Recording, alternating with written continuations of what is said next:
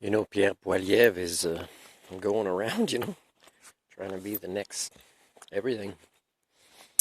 And man, I wouldn't want to shake hands with him. It's like it's like the leader of Australia wanting to shake people's hand after their place burned down, and he didn't do much about it.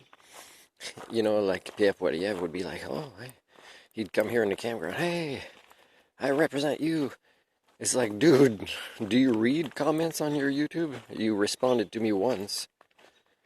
And it's like, thanks for your support. Dude, did you read? Can you read in English? Dude. So, he's like, responds like somebody else's comment, maybe 3 up. It had nothing to do with what I wrote. It's like he didn't read it at all. Whew. Can you imagine him being the leader? What's even scarier is, I think if it was up to Justin Trudeau and Pierre Poilievre, is Jordan Peterson would actually vote for Pierre Poilievre. That's pretty sick stuff, eh? A lot of people trust him with their psychological healing, but, and there were probably times when he was appropriate as a helper, but now he's not dealing with his own shit. Beaver shite.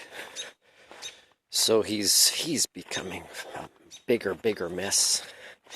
He's got interesting ideas, but he's so disconnected from how his own life cycle history is leading him down a dark path that eventually won't make any sense at all. Anyways, I was telling a lady at the laundromat, and a lot of older people are like that. They want to talk a little bit about stuff, but once it gets too real, they can't handle it. Even if they care about their kids and grandkids. So I was saying, I was explaining how COVID is like just, having a secondary flu kind of thing, and really the pandemic was failing societies, right? Covering up. I mean, they were trying to cover up. I mean, they were trying to minimize deaths, but they didn't do anything that would change their systems. That it's not if, it's when, and it's soon. And part of it is not, experiments in labs or terrorist attacks or whatever. It's climate change is releasing a lot of old pathogens that we don't have protection for. That's one thing. You can't stop that. And you're very slow, right? You're very slow to do science, because science, as People-Primates, has become a competitive process. It has nothing to do with collaboration. We've seen this in this social deficiency, socially undeveloped COVID-19 pandemic. That there's still competition, there's still inequalities. Nobody improved. Canada didn't improve. So when there's something very serious, and there will be very soon, and as I said, if I write 3.0, my time capsule, because it's kind of too late to kind of help the People-Primates. It's not too late to help the biosphere, but I'm going to write it to talk about mitigation ventures, different types of intelligence that are higher in other animals than us, and also about all the tipping points and what they are that have passed, describing them. And it's sad, but it'll be very, very real what I'm going to say. And yet the people that you guys want to admire, that you think are the most connected with what's really happening in the world, are still not going to be able to handle most of the realities I would write in 3.0.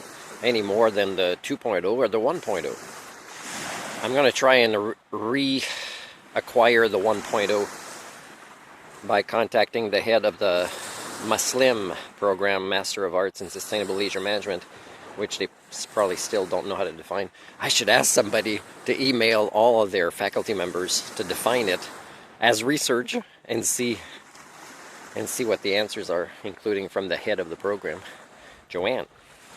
I'm going to ask Joanne for an appointment to come on campus, and if she can have just that cup ready. I love Gaia cup with my 1.0 that was beautifully done.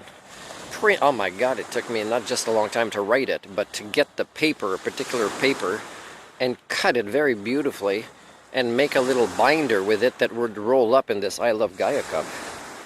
And I think she was the head of the program back then, said, "Oh, I love your cup." Yeah, she didn't read the article. Teachers have better things to do than read our work. And they get paid for it. So what I want to say is this failures of societies pandemic was a total disaster. You guys know it. Total disaster.